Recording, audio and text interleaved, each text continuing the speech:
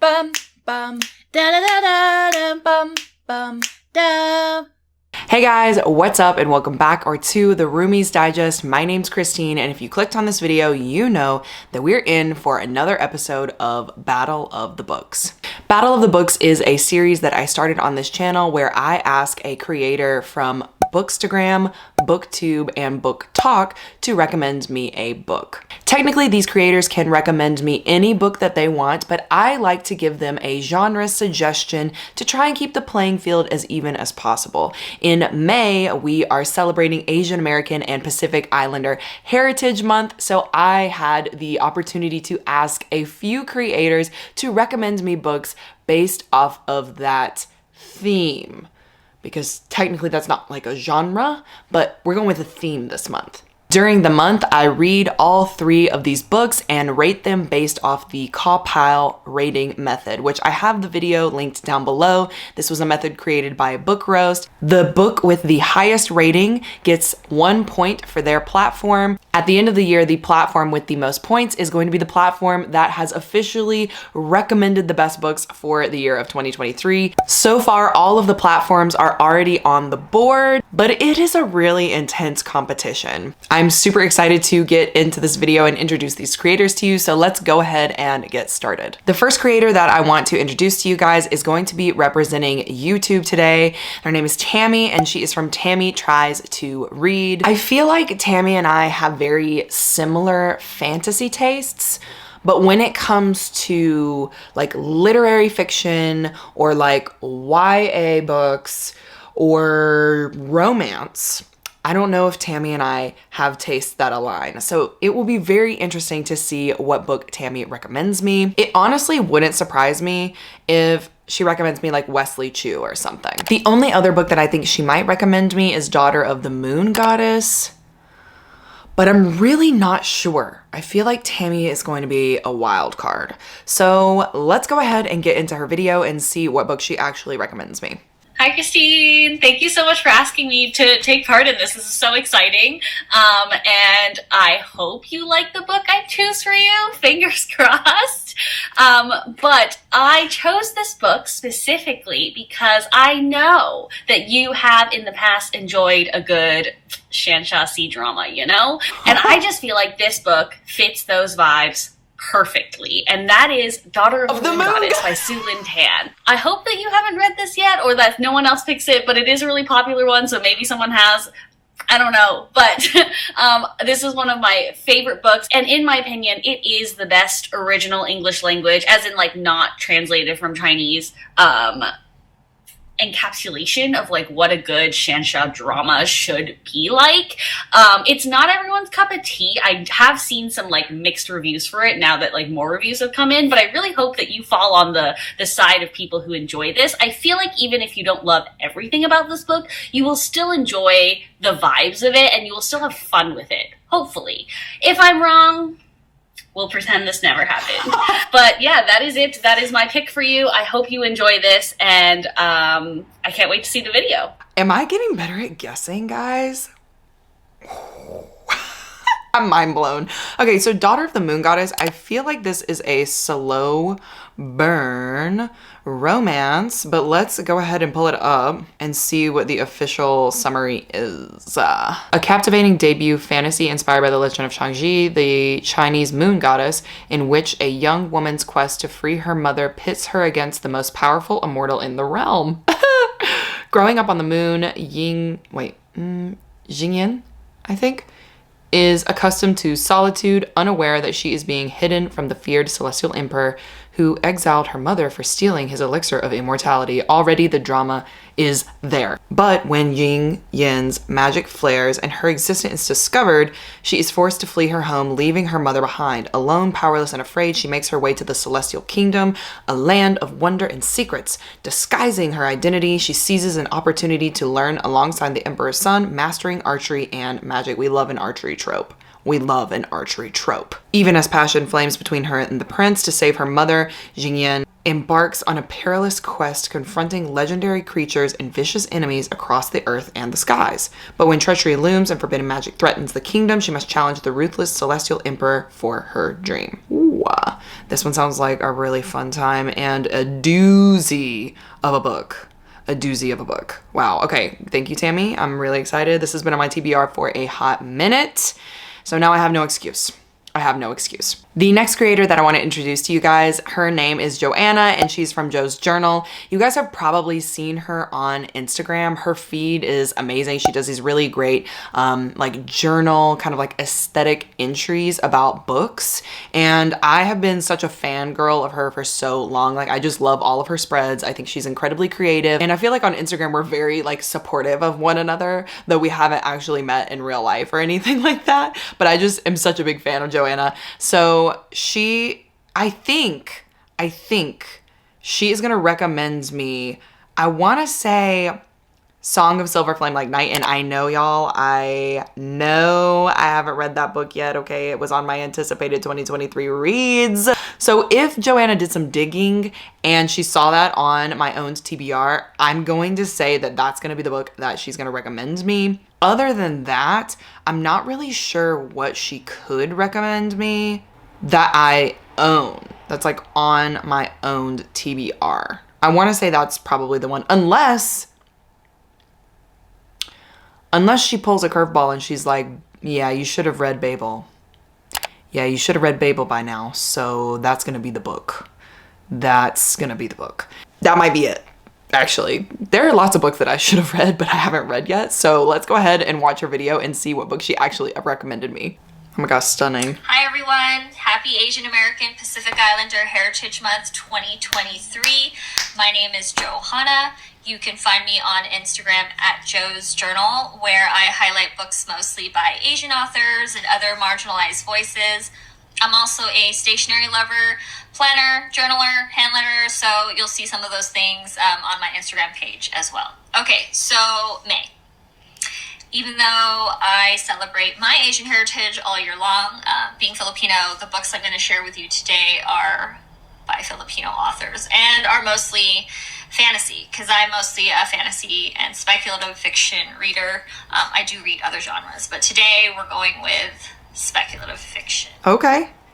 Okay, now on to the books. I'll try to get this done quickly. First up, Chronicles of the Bitch Queen trilogy. So basically anything by K.S. Veloso if you're into epic fantasy.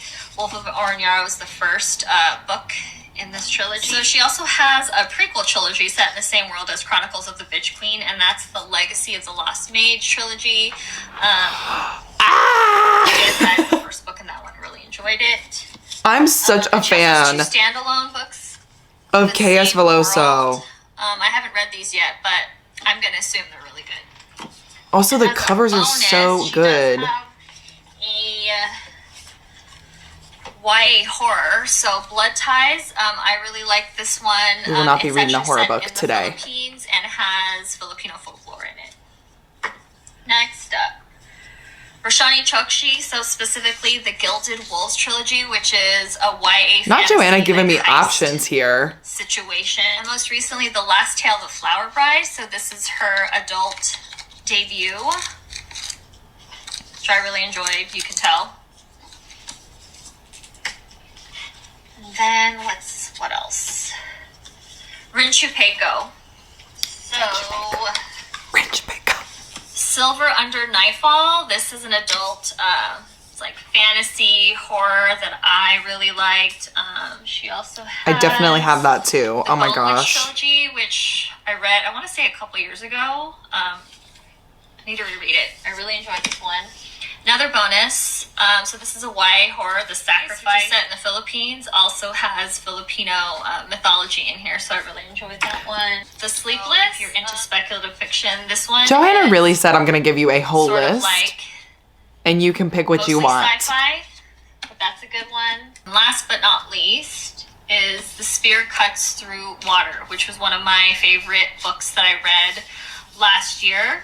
I've heard so many things about this book. Fantasy. It's really good. Okay, so that's all I have for now. I do have plenty of other recommendations. Be sure to check out my page at Joe's Journal on Instagram, and happy reading. Okay, so Joanna gave me lots of options, okay? There are a couple that I own from those options. Like I own the Rin Chepeco Silver Flame, that's not right, Silver Knight. It's gonna be popped up right here. I also own Gilded Ones, which has been sitting on my shelf for a hot minute. And the other book that I own is the second book in the K.S. Veloso Bitch Queen Chronicles, which I don't remember the name of that right at this moment. So I think what I'm going to do is I'm going to go on Goodreads because she gave me a lot of options because she was like, you can just pick whatever you want. And I'm going to pick the one that has the highest Goodreads rating. So Silver Under Nightfall, which was the one I was trying to say, has a 4.07. The Ikesar, I think is how you say it, Falcon, also has a 4.07. Okay. Okay. Gilded Walls. Let's see what that one's got. Is it 3.73? Okay, so it's in between. I think I'm gonna go with Silver Under Nightfall, I think. So I honestly have no idea what this book is about, so let me just read a little bit about it. Okay, an elite bounty hunter of rogue vampires and an outcast among his fellow reapers, his mother was the subject of gossip even before she elopes with a vampire, giving rise to the rumors that Remy is half vampire himself. Though the kingdom of Alluria barely tolerates him, Remy's father has been shaping him into a weapon to fight for the kingdom at any cost. When a terrifying new breed of vampire is sighted outside of the city, Remy prepares to investigate alone. But then he encounters the shockingly warm-hearted vampire heiress Zyoden Song and her infuriating, arrogant fiance, vampire lord Zayden Malik, who may hold the key to defeating the creatures. Though he knows associating with them won't do his reputation any favors. When he's offered a spot alongside them to find the truth about the mutating virus, rot, that's plaguing the kingdom, Remy faces a choice. It's one he's certain he'll regret. But as the three face dangerous hardships during their journey, Remy develops fond and complicated feelings for the couple. He begins to question what he holds true about vampires, as well as the story behind his own family legacy. As the rot continues to spread across the kingdom, Remy must decide where his loyalties lie, with his father and the kingdom that he's been trained all his life to defend, or the vampires who might just be the death of him. Am I smelling a polygamous relationship? Ooh, this just got real good. That's obviously the one that I'm going to be reading, so let's hope for the best. Let's hope for the best. Okay, last but not least, our final creator is someone that you might have seen on TikTok for her book talk news series. Her name is Maddie Lim, and I just love her entire vibe. Like the fact that I go to her page to know what's going on in the bookish community, like every time she posts, I'm like, please keep giving me the news that I am too lazy to look up myself. So Maddie is pretty much like an all across genres reader. I'm not really sure what she could possibly recommend me. Yeah, I'm really not sure, y'all. I'm really not sure. Like maybe something by Marie Lu, maybe something by Chloe Gong. Honestly, I'm getting the vibe of a YA book. I don't know why I think that, but I feel like Maddie's about to recommend me a YA book. I'm not sure which one. So let's go ahead and get into the video and see which one it is. I'm very excited because I have no idea what it could be. Hello and welcome to my recommendation for Battle of the Books for May. Specifically, I was asked to find a recommendation for Asian American Pacific Islander Month, and I struggled because when I went through all the books that you had already read, all of my recommendations kept on being snapped up. So I decided to go with a recent favorite and one that is a little bit outside of what I usually read. The book I chose is the memoir Crying in H Mart by Michelle Zauner. It's a coming-of-age story of her struggling with her Korean-American identity through her childhood in Eugenia, Oregon, her teenagedom, and her adulthood. Her coming-of-age story also coincides with her growing and changing relationship with her Korean mother. We get to watch Michelle and her mother's relationship from when she's a child, idolizing and adoring her, to when she's a teen and she's fighting and rebelling against her mother's traditional Korean culture and high expectations. And we also get to see the grief process as she deals with her mother's cancer diagnosis and eventual death. Forewarning though, you will get so hungry reading this book because within each stage of her and her mother's relationship in her life, she ties it to a different Korean dish that her mother makes her. Please have a Korean restaurant on speed dial. You will need it. And fun fact, Michelle is actually the lead singer and writer for the band Japanese Breakfast. So her writing is very similar to songwriting. It's very visual and there's a lot of imagery that evokes strong feelings. Now you can read the physical book, but I highly recommend the audiobook. That's how I read it. And Michelle herself narrates, so when things get emotional, it hits extra hard knowing that she is reading her own words of her own life experience and her own mother's death. A high trigger warning for emotional damages that I am so sorry I'm about to make you inflict on yourself, but it is so worth it because it is one of the best memoirs I've ever read.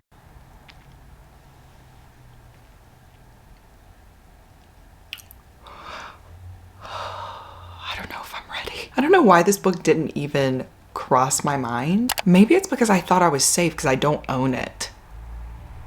Oh my God. All right, well, you guys know I love reading about grief and grief process, and I don't want to say that this book might take the cake, but depending on how hard I cry this month, because I know I'm gonna be crying, okay, let's be honest. Crying in H Mart, I'm gonna be crying. I'm probably gonna make some Korean dishes. Wow, BTS is gonna be awesome this month. But depending on how much I cry, this might take the cake. Like, this is a highly anticipated book for me. I don't know why I'm silly and didn't think about it, but Maddie, thank you so much for that recommendation. Like, wow. Whew, wow. What a stack for this month. I'm so excited to get started. I think all of these are really great recommendations, and I think I'm gonna have a really awesome time this month. Whew. All right, well, happy May. What was that? What was that? Happy May, happy Asian American and Pacific Islander Heritage Month. Let's get celebrating, let's get started. I'm so excited that you guys are here with me again. So thank you guys so much for watching, and let's get into the video. Not worried about it, it's fine. So he was not worried about his wife? No, he was worried, but like he was trying to be, he didn't want her to think that she worried. Anyway, it's not a big deal. That's not important to the story. Point is, it turns out her liver has failed. It's very serious. Like she's an alcoholic? No, like she just has like liver failure, hepatitis or something. So why are you shocked? That's what happens. So then why are you shocked? Like everybody has hepatitis. No, I'm just saying it's not like, that's how you just said that though. That's it, that stuff happens. I didn't mean everybody has. Everybody has hepatitis. I didn't say like I know, it's like just funny the way that you said it. I didn't make this up. It's a real affliction. Okay, so I mean, I know.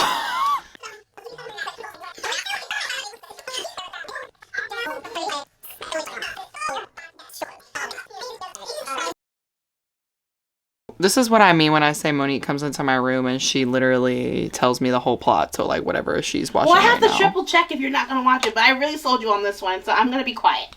It's not that you're going to give spoilers. I didn't say that. I'm just saying you literally will sit here. I'm like literally almost done with my makeup now. Yeah, I got to get ready. Yeah, we're going. We're going out. Hit that light, will you please? Thanks, man. You're Whoa. gonna do your makeup in the dark? Well, I was trying to balance out the light, so I was gonna like put this light on. You know? You're filming Cloverfield. Cloverfield? It's not gonna be like that. You're making it seem weird. She's making it seem weird. All right, I have to turn the light on though. This is weird. That's like a little bit better, but not really. Okay, anyway, so the reason why I was here today is because, not to make all that noise, but I wanted to do a check-in because, first of all, Monique and I are going out for Cinco de Mayo.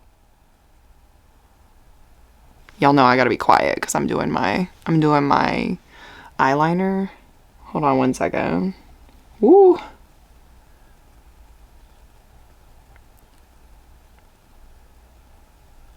Woo. That was hard. Oh my god. All right, let's see if the other one comes out because I really don't think it's going to, but we'll try. It never comes out the same. Truly. Yep, I've already done too much. I think this one's higher than this one, but like in the grand scheme of things, is anybody really gonna be like staring at me? Anyway, okay, so the reason why I'm here today is because I wanted to update, because I started crying in H Mart. And I did it on audio because that was what Maddie recommended. So I did it on audio, and it's actually a really short audiobook. I'm reading it on 1.5 speed, so that makes it even shorter. And I'm gonna tell y'all, in like the first 10%, I was already crying, okay? My mom is alive and well. I have not had either of my parents any kind of loss like that, really. In my family, I've lost my grandparents, but that was when I was younger. So like in my adult life, I haven't had to deal with grief like that. Okay.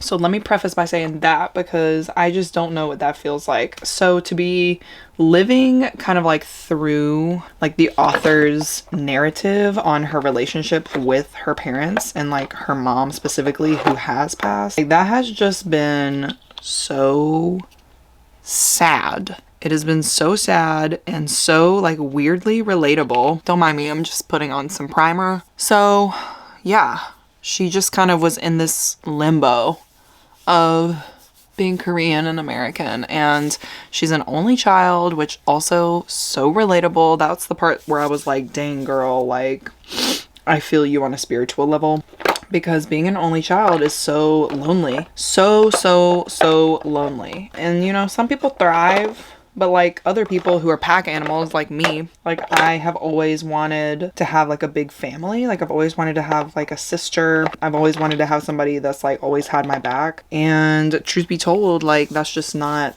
the way that it is for only children, you know? So my point with all that is she is hitting the marks with grief and loss and things like that. And I cried like a little bambino, a little baby. I couldn't help it because it just hit. Like this memoir is hitting. It's also making me hungry. It's exactly what Maddie said. Y'all are really about to see. I don't even know. It seems like things are kind of like washed out a little bit. But I'm really about to do my makeup with y'all right now. It's all good and well. It's all good and well. I'm like having the time of my life. It's everything that I thought that this memoir was gonna be, plus some. I will say that like whenever she talks about H Mart, she's talking about the H Mart in like New York, like the one that she goes to on the East Coast. So that's not like the one that I'm used to going to, because obviously I live in K-Town in LA. So that's a whole different ball game. Like a whole different ball game. But it truly is just like such a moving memoir, and I'm really enjoying listening about her life and kind of like her growing up just like in two worlds, and also trying to like vie for her mom's attention, you know what I mean, and like make sure that she's doing the right thing and stuff like that. I feel like I'm talking in circles, like what am I even saying right now? But anyway, I'm enjoying it. I'm having a good time. I cried. I was like, dang, this is just, cancer is crazy. It is a crazy disease. Why does it even happen? Actually, on a side note, this podcast that I was listening to was talking about how cancer literally just gets triggered by stuff like that we eat and that we experience, like, you know, the smog in LA, or like what kind of processed foods you eat and stuff like that. So it truly is just like the craziest. I mean, we already knew this, like it comes up out of nowhere. It's just kind of like triggered by stuff, but it's just so crazy. She lost her mom and her aunt like basically at the same time. So she went through a lot of loss at once, and it's just like so tragic. Oh my God. Like I can't relate to that. Other stuff is definitely hitting.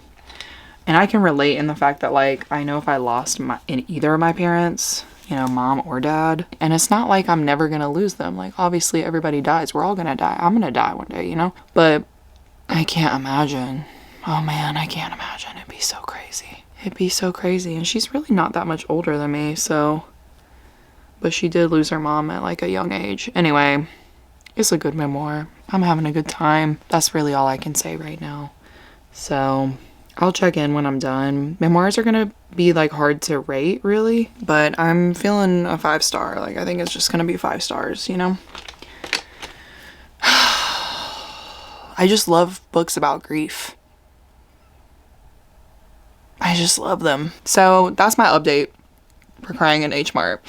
Next time I see you, hopefully I'll be doing like a recipe, I think is what I'll try and do. So isn't that crazy how like that little bit is like now giving my round face like a little bit of an indent? That's crazy. I know y'all can see that. Look. That's crazy. Makeup, this is how you catfish, people. This is how you catfish, okay? Ooh, that foundation is pretty good. Like, I'm looking pretty... The lighting is a little scary in here, but like, the foundation is really hitting. I haven't gotten farther in any of the other books, but I'll do an update soon. I'm gonna be doing some reading this weekend. And I'll let you guys know. I feel like I'm gonna finish this audiobook first. I'm gonna go now because I need to finish getting ready. But I'll see you all in the next check-in after we give you some BTS footage, okay? Love you, bye.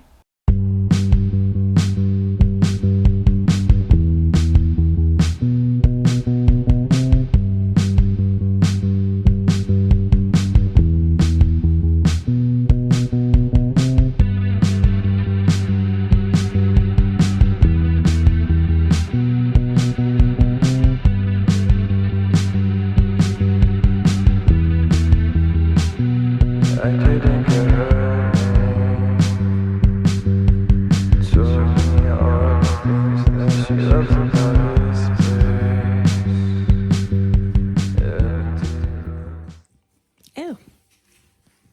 Gross. All right, hey guys, what's up? So it seems as though I owe you a few check-ins, a few updates. I'm officially back from New York, so this vlog is going a little bit into June. Whoops. But the good news is I have finished 2 books, and that is what I'm going to be checking in on, and then we'll do a little bit of, you know, what I'm reading next, and then we'll finish up this vlog. I did, of course, go to New York. I'm not sure if I talked about that in the last clip, so if I didn't, that's going to be the BTS for this trip. I feel like I did. I feel like I was like, oh, our fun activity is New York. I feel like I did that. If I did, the BTS is either before or after this. We'll see it. We will see all that fun footage because I had such a good time in New York meeting up with Sherman. What's up?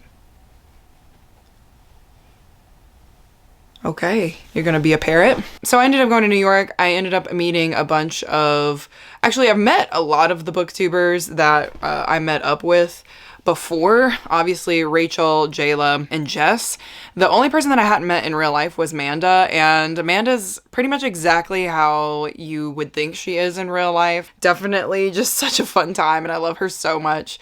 So it was really fun to actually meet all of my friends again, and then of course in the later half of the trip I did end up seeing Casey again, who I've met in real life, and then Darian for the first time. Darian from Darian Reads, also from Canada. What a trip for her. It was a lot of fun. And I love being around them because they're just good people and they just make you feel good. You know what I mean?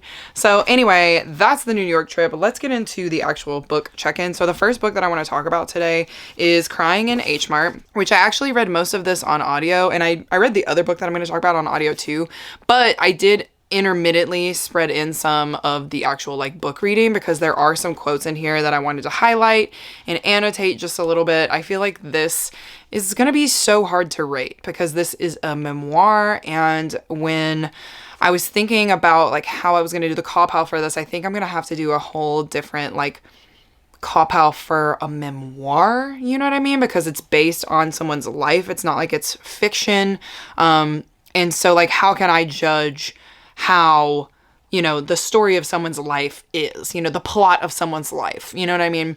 So this was incredibly good, very insightful, and also, like, as I said before, focused on grief and kind of the fact that she is using food to reconnect or connect with her mother who has passed away, right? And she's dealing with her grief in that way. I was incredibly hungry as I was reading this. I think there are so many good recipes and like things in here. Michelle does not go in detail of like how to make certain things, but she definitely names like a ton of food and a ton of recipes and stuff. And I just thought it was so good and so real. And I'm so pleased that this is going to be an adaptation because I think it's going to be such a good movie. Like, I'm definitely gonna cry.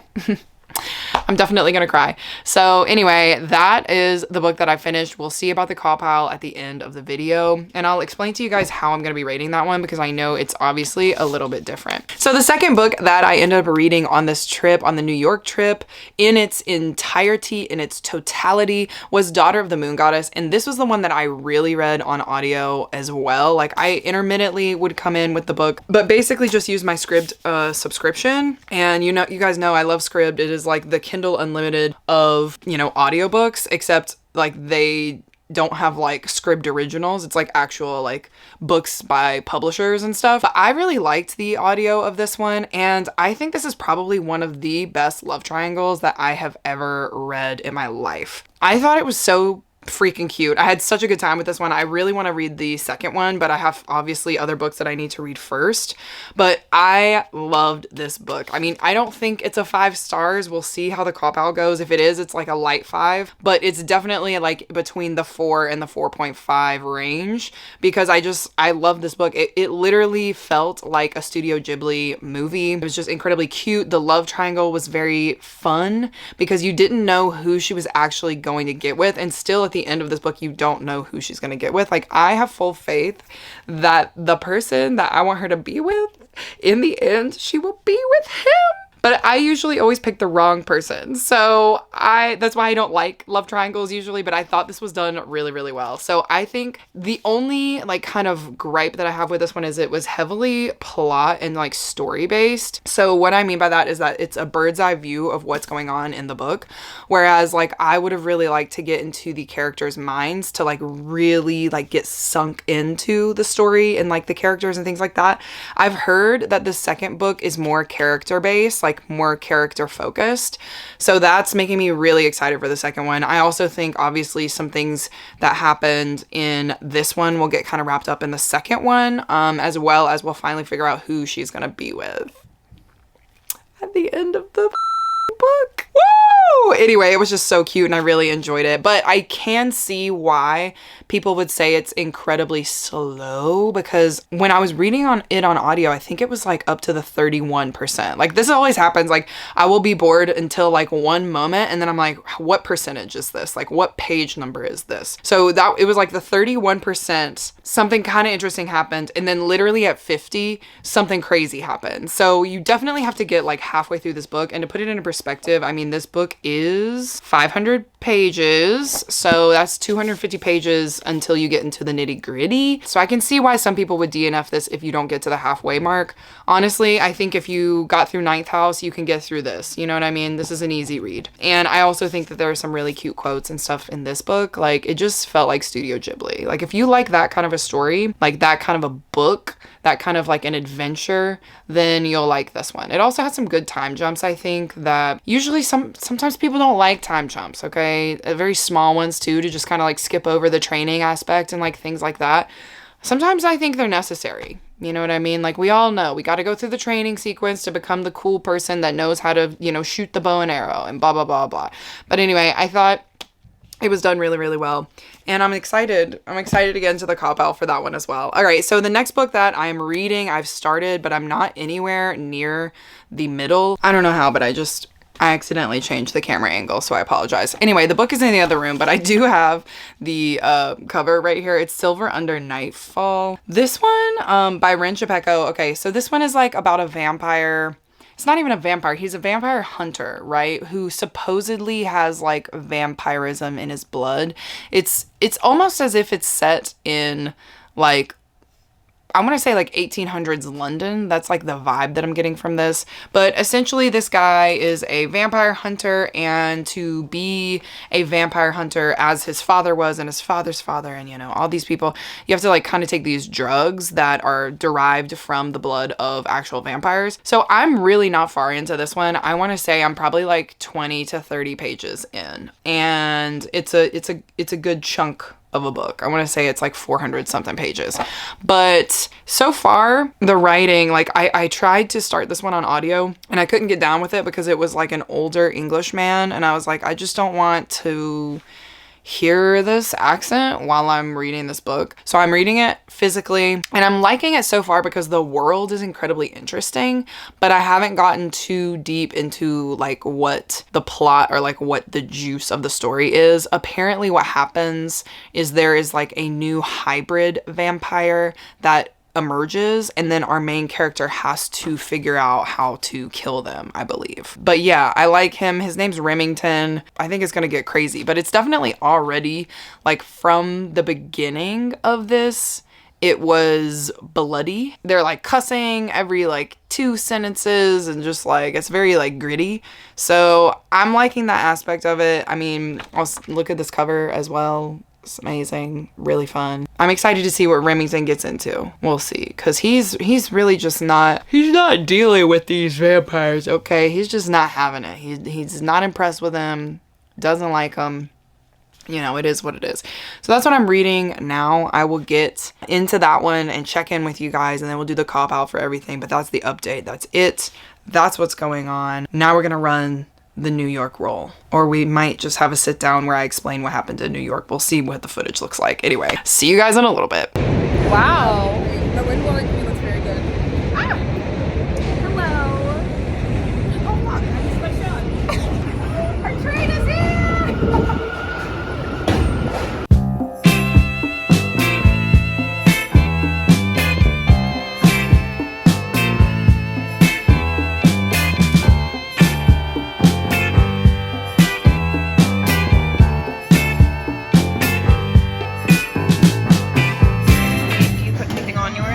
Yeah, so what you do is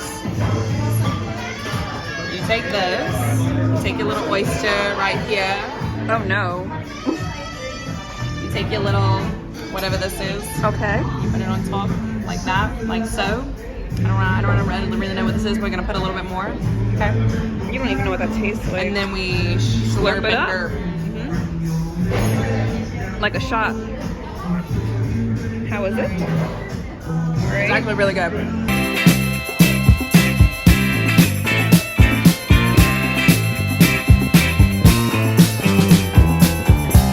You gotta take it easy.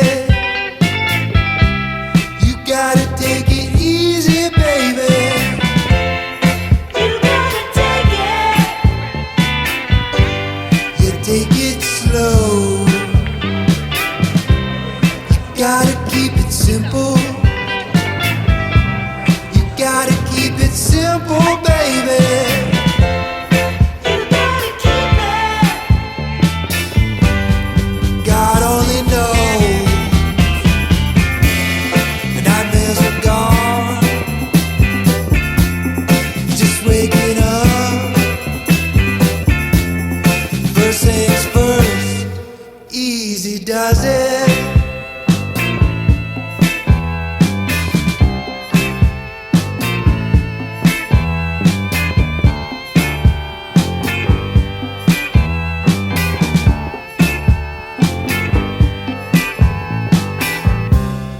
Gotta say you mean it. Welcome to New York.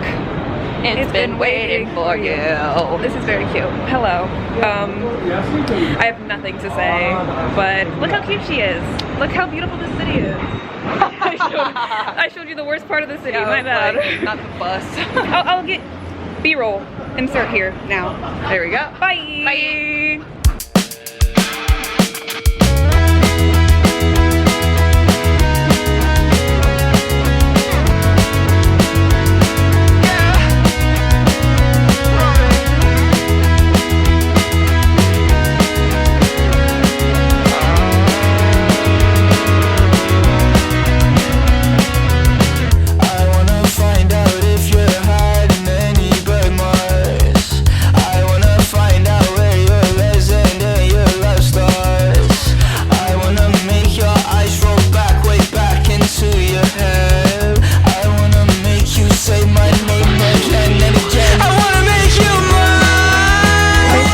How are you enjoying the first 24 hours? I like it. I like what I've seen so far. I had an oyster for $3. Yeah, that was a bit of a ripoff, but it was a good oyster. It was, but was the oyster good or was it the toppings that were good? The toppings were good. But that's what we paid the $3 That's for. what we paid, and we honestly, I think they gave us a lot of it so that we would buy more oysters. But it is what it is. It's been fun though. Tell people what we did yesterday. I haven't told them anything. Yeah. So I got here really late because my baggage got lost. So then we had to change our reservations for dinner. So we ended up taking the train, going and walking to one place that we weren't going to go to. But then on the way, that's when we saw the sign for the oysters. Right. So we went to OTB and we had chicken nuggets, fries, and the best macaroni and cheese. It was pretty banging. I've had in a restaurant. I'll say that. Okay. Nothing's going to beat grandma's mac and cheese, okay? This is very true. Then we played pool. I want to say that I won. I would like to say that I let her win because I actually really gave her a really good competition, and I'm usually really a lot worse at pool. So, oh, you know what I'm gonna do? Stop talking for a second. Ooh, aesthetically pleasing B-roll shot. Hello. Of my stomach? Of your top. Oh, okay. There you go. Let's bust out the tripod. That way we can both be in the shot. Ooh, camera reception. Alright. We got it. Hey. Okay. That was a cool shot. It's like the most aesthetic vlog I've ever done. Usually I just don't care. You know? I care and it still turns out bad, so I don't know what that's supposed to mean. Okay. You were saying, I don't know, what was I saying? So we went and we had oysters. Oh yeah. She was saying that she let me win pool. And to that I give you a sip of tea. I let her win. But then what did we do after pool? Then we went to the bridge. What bridge was it? Williamsburg Bridge. We walked that. Oh, was that really good? Yeah, what is it? Did you mix it? No, I don't do that until after taking a sip. I got a lavender latte. Nice, obviously, with goat milk. Very lavendery. Refreshing. I like it. I like it. That's perfect for you. Okay, so she doesn't like it. It's No, I do like it. It tastes good, but it's perfect for you who likes, yeah, like a sweet, like a matcha latte. First of all, I got this cute cookie. I hope we share this vlog footage because I am really... You'd have my vlog footage. Oh, There we go. he's so cute. Adorable. So I got that. Then I just got a regular, actually no I didn't, I got a maple oat milk latte. Is that good? Mm-hmm. Can I try it? Yeah. That's sweet. It doesn't taste very mapley, but it's very good. Know what you have to do? Dunk this in, dunk it, and take a bite. Just like whatever part, like the ear, you can do the ear. It's very lovely. No, but that's how you're supposed to eat pastries. That's why the cops dunk the donuts into the coffee. That's why it's called Dunkin' Donuts. Dunkin' Donuts, correct. That's why. Oh, okay. You're more impressed by it than I am. Okay, we should do this soon. We're thinking of a table. But Anyway, after that, what did we do? We went out to the first ever speakeasy. yes, the oldest speakeasy in New York. There we go. It's called the Back Room. It's in the Lower East Side. It was very cool. Very cool vibes. Everything in there is still from the 20s, and Drank things out of teacups. we drank out of teacups. Insert footage. You've already seen it. And I think that's it. DJ was really good. The vibes. They were really good until a certain point, and then we were like, all right, Yeah, we gotta we go. were ready to leave. Yeah. So then we came back. And now we're here for day 2. Yep. And you'll get caught up as we go on, but I'm gonna end this clip now so we can enjoy our drinks. Say bye.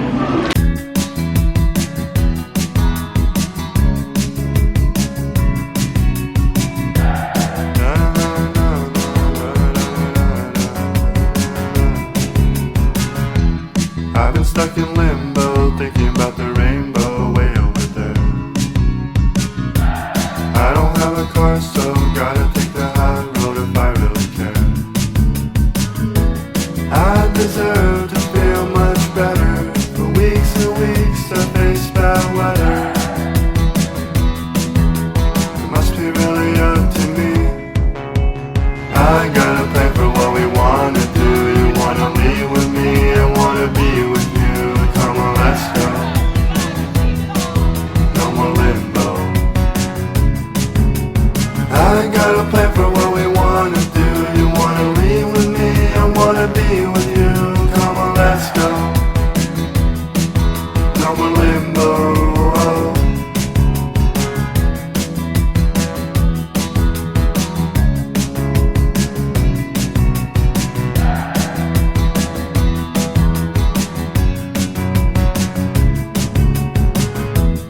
I've been bending backwards, seeing who would laugh first. What a big joke.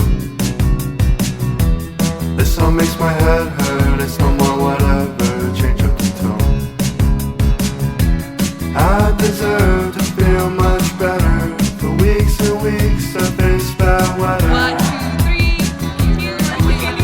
Must be really up to me. Say hi to the vlog. Hi. What day is it? God, it's Saturday. And we're gonna go chill at Brooklyn Bridge Park, grab some bagels, make some mimosas. It's gonna be really cute. You're gonna be really jealous. We are. Stay tuned for the B-roll. I always love these talking shots where I say nothing important. Bye.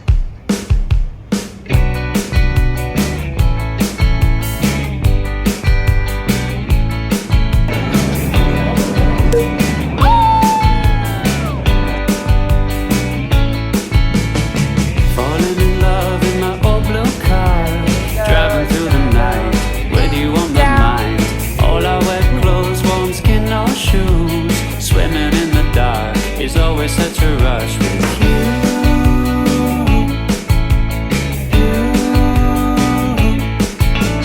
Driving from the beach in an old blue Benz, you're sitting in the back, laughing with your friend. Caught a glimpse of you underneath the moon. Now it's in my head, all that I can see is you. You. All I can see is you. You. Uh-oh, you're gone too soon. Sun-kissed lover, all I think about is you. Uh-oh, I see it's true. Everything I do from now, I do it for you.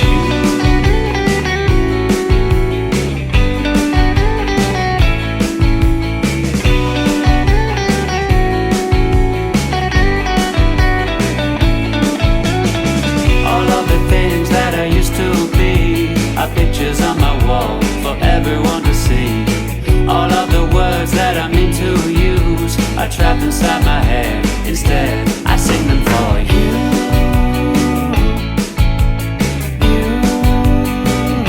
I sing them for you.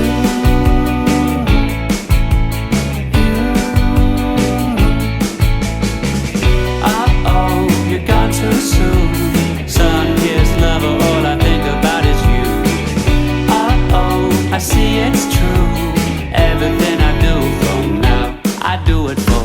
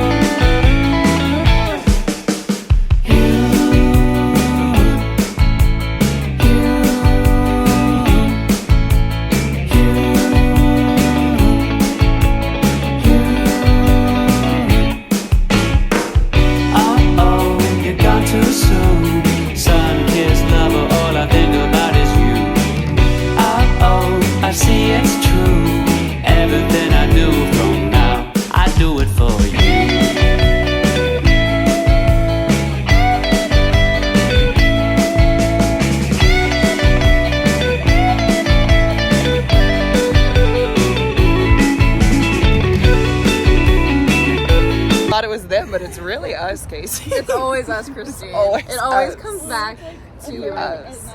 To you and me. And Jess. And Jessica, full name. Full stop. Damn day. Jessica Damn Day. Jessica Damn Day. New Jersey. Wow, a Canadian. At the Americana. Okay, I'm done.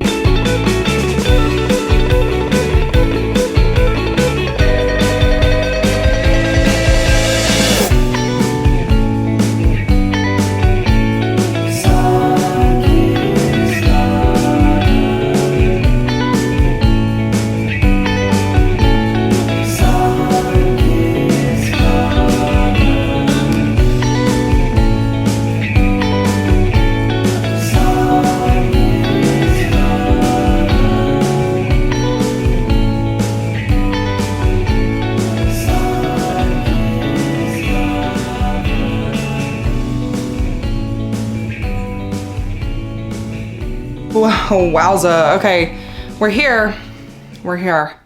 And we're here at 50% of this book right here, Silver Under Nightfall, which I now know the name of. Did I read it, you know, in the screen? Maybe, but I know the name of this book. I'm reading this book. Hey, what's up? We're at 50% and it is a really fun time.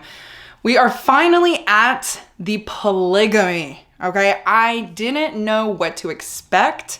I wasn't sure if I was gonna like it. I usually don't like polygamy. I mean, it's not that in theory I don't like it, and I don't have a problem with like other people being polygamous. Like, that's fine. It's just like not my cup of tea, because I feel like for me there's a jealousy aspect, and I just wouldn't be able to handle it as like one individual because I'm a selfish person, right? So usually when I read books with polygamy, I always feel like somebody is being left out or something. And yes, this is Sherman's tale. Hello, how you doing? So then I feel bad for the other person, or like the person who's like not getting as much love, you know? And I don't know like the details, you know what I mean? Like, I don't know. I know every relationship can and will be different.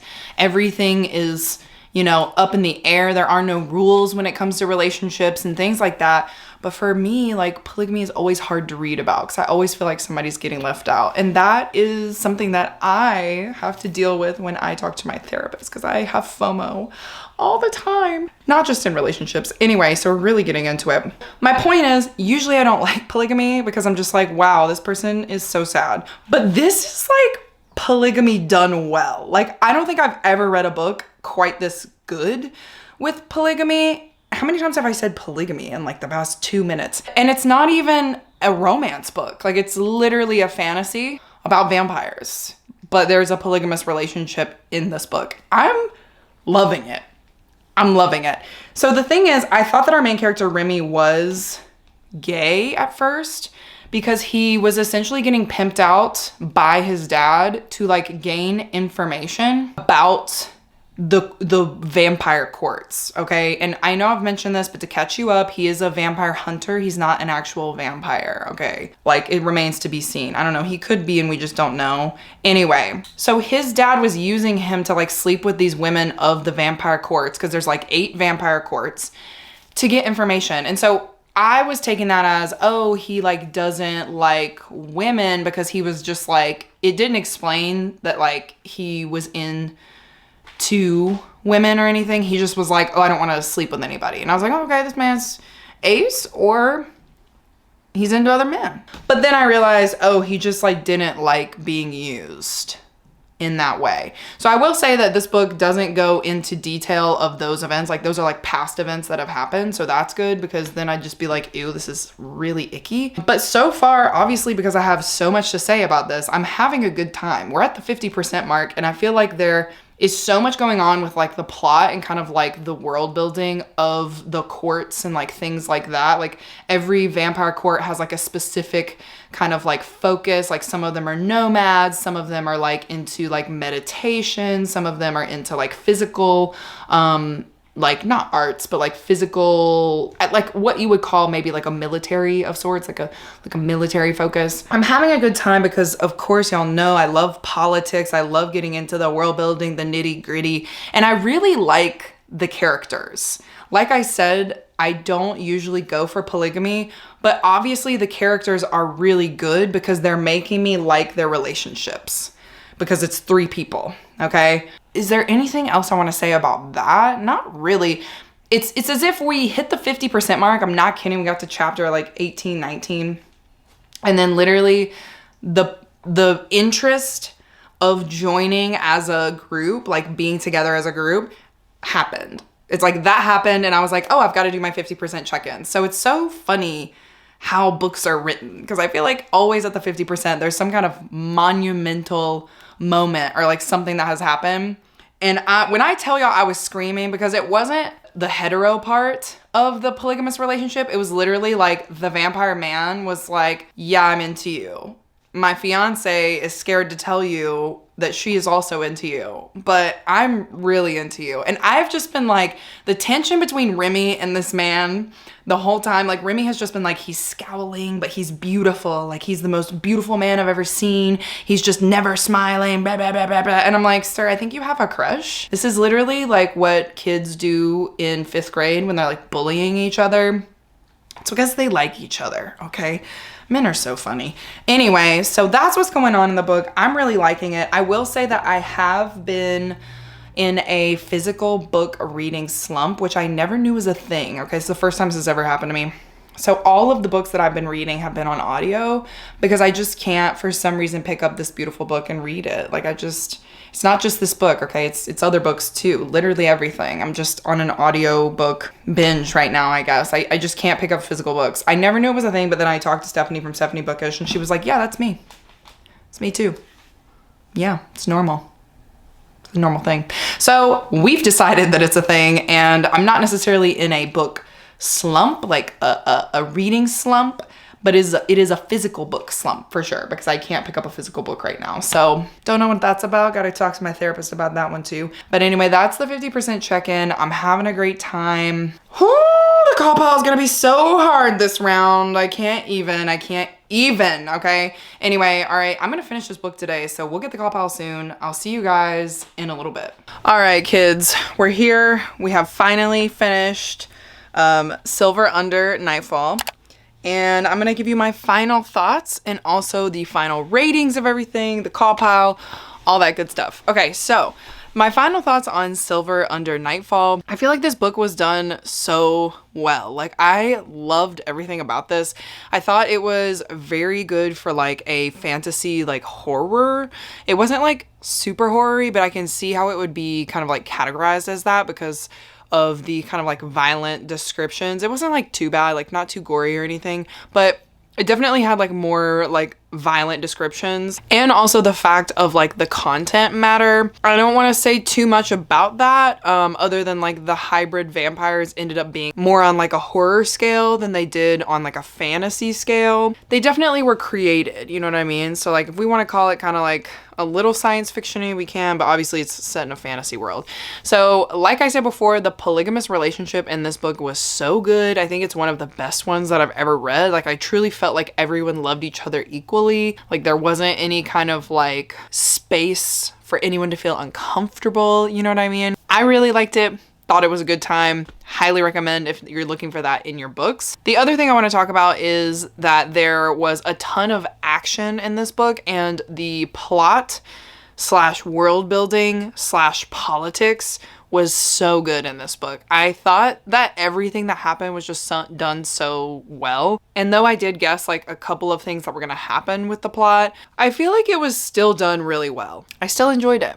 You know what I mean? Like it didn't ruin the time for me. Like I still had a really good time. I thought that all the characters in this one were really strong, really well done. I am like a little questionable about the character, I guess, motivations of Remy's dad because obviously he is like an older vampire hunter and he is stuck to his wheelchair because he had an accident back in the day. So he basically like can't move around a lot. He's very sick. And then by the end of the book, like he kind of changes from like this, you know what I mean?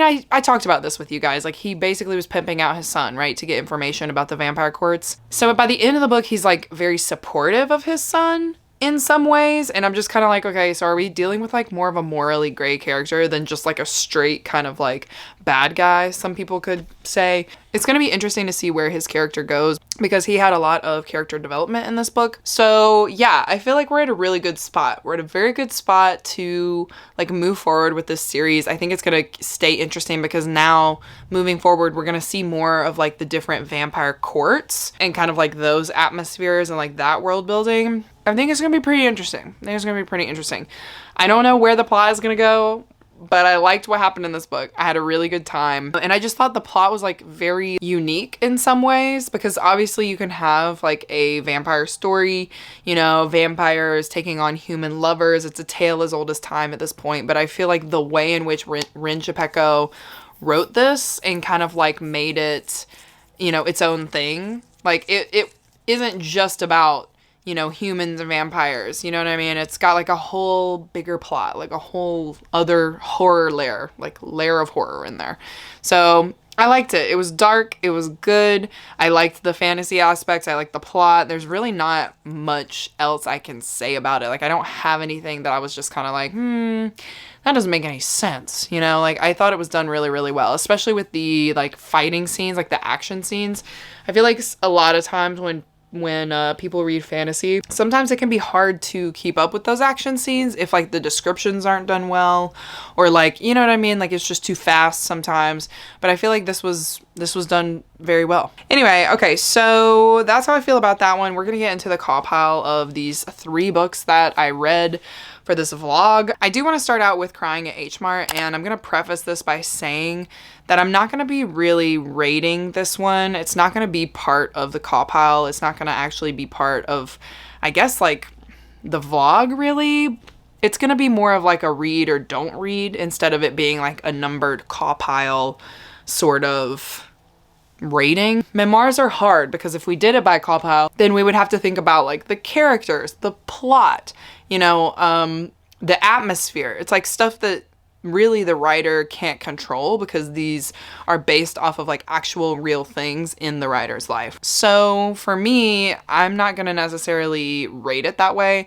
What I did though was I looked at the call pile and I kind of said, what can I rate this on? And the 3 things that stuck out to me was writing, intrigue, and enjoyment. So if I do it based on that, those 3 things, it's already gonna not be fair to the other 2 books because they are getting judged on more categories than just these 3. If I just did Crying in H Mart off those 3, it would be a 9.3, which is a 5 stars. We already knew Crying in H Mart was a 5 stars. It's gonna be a like recommendation that you should read, like if you're comfortable reading about grief and kind of like losing a loved one that's close to you. So if we do it based on just those 3 ratings, and then we also take like the writing, the intrigue, and the enjoyment from the other 2 books, so Daughter of the Moon Goddess and Silver Under Nightfall.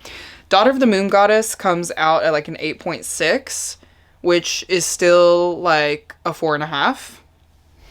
Pretty good rating, if I do say so myself. The Silver Under Nightfall actually gets the same exact score as Crying in H Mart. So like that's a 9.3 as well. So technically if we did it that way, Crying in H Mart and Silver Under Nightfall would have tied, but we're not going to do it that way because I just don't think it's fair to like all of the other books that had to be rated on all of these categories. Crying in H Mart is just going to be a like read or don't read, and unfortunately it just won't be counted for, you know, this competition. I don't want to say it automatically gets like taken out, but it's just in its own category. You know what I mean? And I want to be as fair as possible. I'm trying. I don't know. That's what I decided. I'm gonna stick with my guns. That's what it was. So Crying in H Mart, obviously I already told you guys why it's great, why we should all read it. That being said, that's the rating. The rating is to read the book. Boom. Next book that I want to talk about is Daughter of the Moon Goddess. This one I had such a good time with. I told you guys it was like a Studio Ghibli film. Like it's just magical, very like fun time. Like it's definitely journey based. And I'm excited to see where the story goes. Like I definitely still have interest in it. I think the second book is going to be more character based, and I just think it's going to be a really good time. So that being said, let's get into the call pile of Daughter of the Moon Goddess. I think the lowest rating on this book, like the lowest category in this, is the characters. And you guys know that I do my characters, like characters and plot get like the most weight for my call pile. So on this one, unfortunately, I gave the characters a 7 because though I liked our main character, I felt like all the other characters just didn't kind of like measure up. Like none of them like went too deep, but like I liked them. Okay. I was obsessed with one character, but like I just wanted to see more from these characters. Like I wanted to feel more, I wanted to see more, I wanted to know more about them. I just think that that's like a solid 7 because I wasn't like necessarily over the moon happy about it. You know what I mean? As far as atmosphere, I think atmosphere is one of the strongest parts of this book. The atmosphere in Daughter of the Moon Goddess was a 9 out of 10. Like it was just so good. Like everything was so vivid. I feel like I could see everything, and like the world was created so well. It's just obviously it's based off of a a tale, but it's just like was so well done. Like that's what gives it that like Studio Ghibli feeling, right? It's like the atmosphere of the book. So that's a 9 out of 10. The writing I gave an 8, and I think anybody who's read this book would probably agree. Like the first half of it is kind of slow. I feel like that's what a lot of people basically get fed up with, or like they end up DNFing it, is because the first part of the book is like taking its time, kind of like setting things up. And it definitely reminds me of a couple of other books, like The Girl Who Fell Beneath the Sea. I feel like there's one by, I think it's Elizabeth Lim, that it's Spin the Dawn.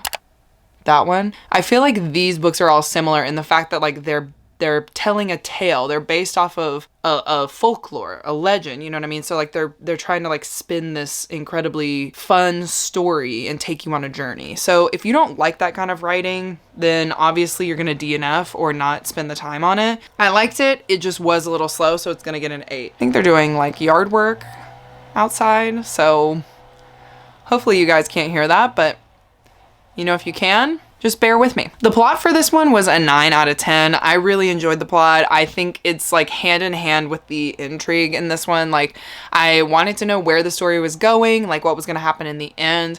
Do I think like some things were incredibly convenient? Yeah, which kind of made me drop down the value for like the logic of the book. Ultimately, I thought it was really great and I thought it was really well done. So the plot ended up being a 9. Intrigue was an 8. I did like put this book down a little bit in the beginning. It was hard to get into, and that's just because of the writing style and like the slow start that we had. And the logic, like I said, was an 8 as well, because it's just like some things were like a little convenient.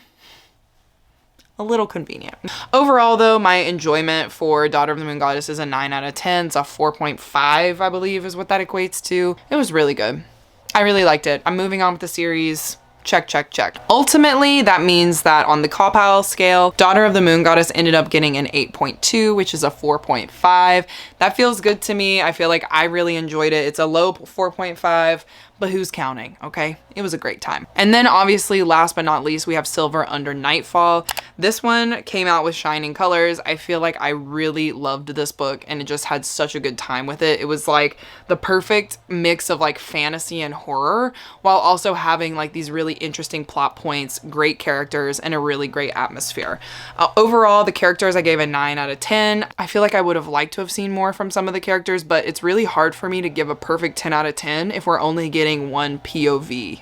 So unless the characters are like done so well that like you really know everything about them, then like it's probably always going to be a 9 unless it's multiple POV, because that's probably my perfect fantasy. Like my perfect fantasy book is going to have great characters from multiple POVs with like a really great plot, politics, things like that. The atmosphere is a 9 out of 10. I felt the spooky vibes. I felt the grungy vibes. I felt just kind of like exactly what Rin Chapeka wanted me to feel. Like we're in like 18th century England, freaking fighting vampires and, you know, getting attacked by hybrids and stuff like that. Like it was just really crazy. The writing, 9 out of 10. I felt like as soon as I started the book, and granted, like the audiobook did not really do me any favors. I wasn't vibing with the audio. There was that, but once I kind of like got into the book, it was a 9 out of 10. Like I literally couldn't put it down. Like I had to know what was going to happen next, which leads me to the plot. I feel like the plot for this one was a 10 out of 10. Like it was just such a unique idea, done so well, and I feel like it was a great way to kind of have vampires in a plot, but also like make it completely unique in its own thing. Like I just really like the plot of this one. The intrigue is also going to be a 9 out of 10. Just loved everything that was happening in this book. I always wanted to like pick back up and see what was happening, and it was a really fun time. The logic, I'm gonna give an 8.5 out of 10. There were these things that happened that were convenient. It is what it is. But overall, like the logic and relationships, like I really love that polyamorous relationship. Like I said, it was done so freaking well. Highly recommend if you're into that with your books, like definitely pick this book up. Overall, my entertainment level was a 10 out of 10. Like I really enjoyed this book, had nothing but good things to say about it. I'm going to be moving on with the series and just overall really loved it. So the call palette for this one ended up being a 9.27, which of course is a 5 stars. You know, it's a low 5, but it's still a 5, and it definitely hit. So the winner of this round is Silver Under Nightfall, aka Miss Johanna from Instagram. Really, really exciting. This is my first Rinchapeco, so I'm really glad that this was the one. And I want to say a huge congratulations to Johanna. Obviously, you won this round, baby. You got a point for Instagram. So now the board is looking pretty competitive. Overall, I do want to say all of these books were really good this month. I highly recommend picking all of them up. Just pick up whichever one strikes your fancy, whatever one is in line with your tastes. And also, if you are not following these amazing creators, make sure that you are following them. All of their information is going to be down below. Definitely check them out. They obviously have great recs. And I do want to say thank you to all of these wonderful people who said yes to recommending me books this month, because obviously you guys don't have to do this, but the fact that you do and you put in all this effort is wonderful. And it makes it a fun time for me because I get to read amazing books. So yeah, that's it guys. That is Battle of the Books for May, our AAPI theme. I think we got some really great recs in here, and I am so excited to share with you guys our Battle of the Books for June. I think it's going to be such a good month because obviously it's Pride Month. We're going to have such good books to read, and I can't wait to share that with you guys. So again, thank you so much for joining me on this reading journey. Tune in next month to see who is going to win the Battle of the Books for June. And as always, I will see you guys in the next one. Bye! Bum bum da da da da da bum bum da.